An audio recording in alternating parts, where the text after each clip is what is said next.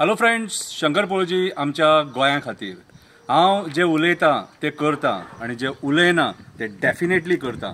म्हणून तुमकां गेल्या फावटी हांवें सांगलेलें रिलीफ फंडाचेर कविता बरयतलो म्हणून, आनी तो रिलीफ फंड आयज हांवें बरोवन काडला. कवितेचें नांव जावन आसा रिलीफ फंड.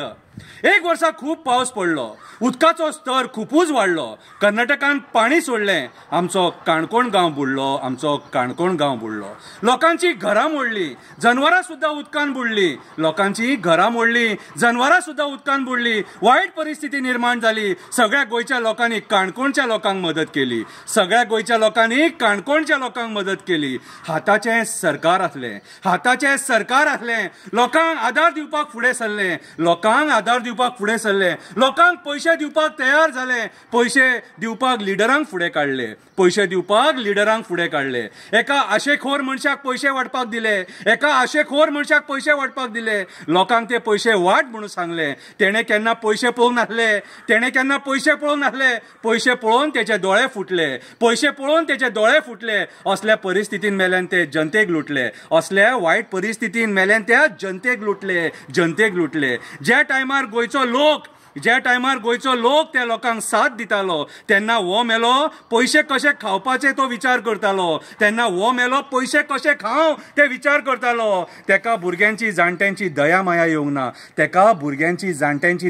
येवंक ना. असले खावपाक मात सुद्दां मेल्याक लज दिसोंक ना. असले पैसे खावपाक मेल्याक मात सुद्दां लज दिसोंक ना. जेन्ना लोक त्या घटनेचो उगडास काडटा, त्या लिडराक बुरशे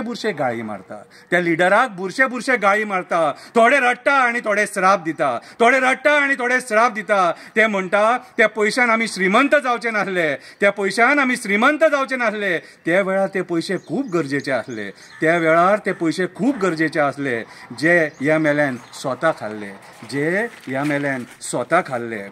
जो मनीस असले पैसे खाता तो बरो राजकारणी कसो जावपाक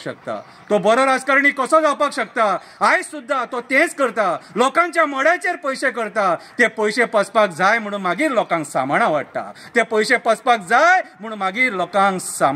वाडटा. ही जावन आसलेली रिलीफ फंड कथा. देव बरें करूं.